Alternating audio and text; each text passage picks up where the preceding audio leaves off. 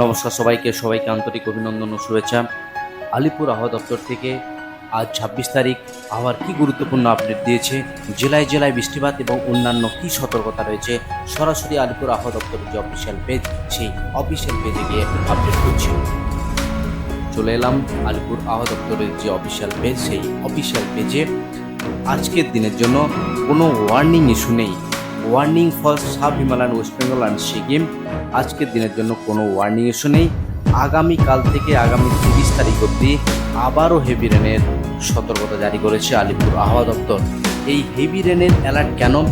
একটা cyclonic circulation তৈরি হয়েছে বঙ্গোপসাগরে এবং একটা মনসুন ট্রাফ রয়েছে, তার জন্যই কিন্তু এই হেভি রেন আবারও গোটা উত্তরবঙ্গ জুড়ে।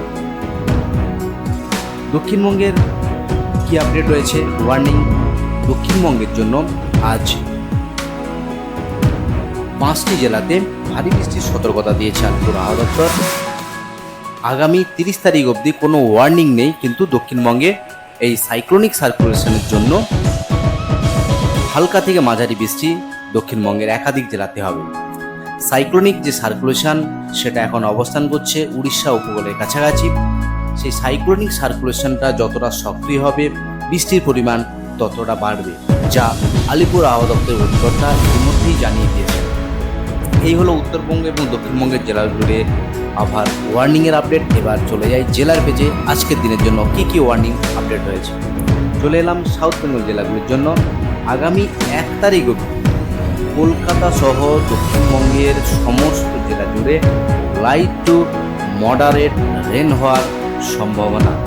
হালকা থেকে মাঝারি বৃষ্টি, এই বৃষ্টি শুধুমাত্র নিম্নচাপের জেরে আজ দক্ষিণবঙ্গের যে কয়েকটি জেলাতে ভারী বৃষ্টির সতর্কতা জারি করেছে, যেমন ওয়েস্ট মেদিনীপুর ৭ থেকে ১১ সেন্টিমিটার বৃষ্টিপাত হওয়ার সম্ভাবনা। সঙ্গে ঝাড়গ্রাম, পুরুলিয়া, পশ্চিমের যে জেলাগুলি, সঙ্গে ইস্ট বর্ধমান আজ ভারী বৃষ্টির সতর্কতা দিয়েছে আলিপুর আবহাওয়া দপ্তর।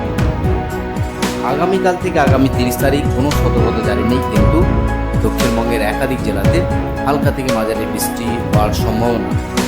ক্রমশ এই বৃষ্টি বাড়ার সম্ভাবনা দিয়েছে আলিপুর আবহাওয়া দপ্তর।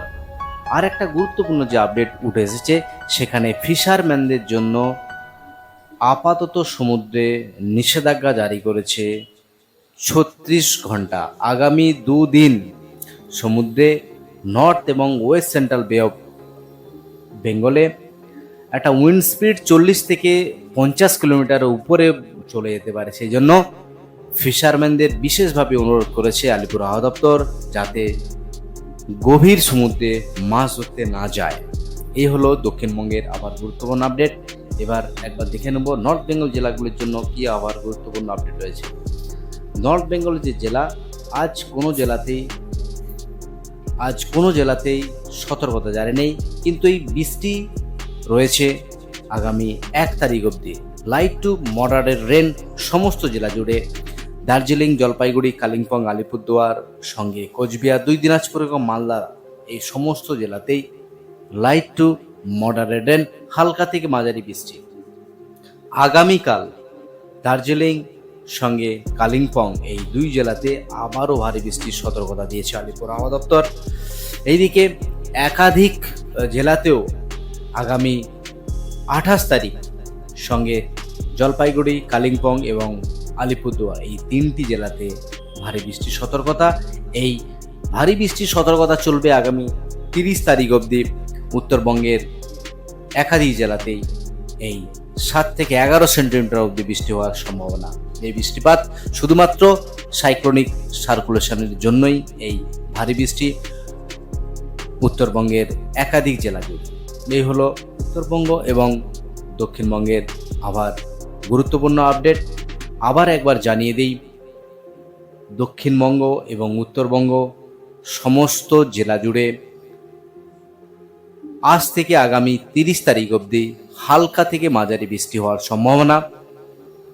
আজ দক্ষিণবঙ্গের ৫টি জেলাতে ভারী বৃষ্টির সতর্কতা দিয়েছে, বিশেষ করে পশ্চিমের যে জেলাগুলি, সেখানে 7 থেকে 11 সেন্টিমিটার অবধি ভারী বৃষ্টির সতর্কতা দিয়েছে আলিপুর আবহাওয়া দপ্তর। এদিকে উত্তরবঙ্গের প্রধানত পার্বত্য জেলাগুলিতে বিশেষ করে আগামীকাল থেকে আগামী 30 তারিখ অবধি ভারী বৃষ্টির সতর্কতা উত্তরবঙ্গের বিশেষ করে পার্বত্য জেলা জুড়ে। এই সতর্কতা শুধুমাত্রই নিম্নচাপের জেরেই, কিন্তু এই সাইক্লোনিক সার্কুলেশন আরও যত সক্রিয় হবে বৃষ্টিপাতের পরিমাণ তত বাড়ার সম্ভাবনা রয়েছে। এই হলো উত্তরবঙ্গ এবং দক্ষিণবঙ্গ জেলা জুড়ে আবার গুরুত্বপূর্ণ আপডেট। আজ এই অবধি আর গুরুত্বপূর্ণ আপডেট নিয়ে ফিরে আসছি পরের ভিডিওতে। ভালো থাকুন, সুস্থ থাকুন, জয় হিন্দ, বন্দে মাতরম।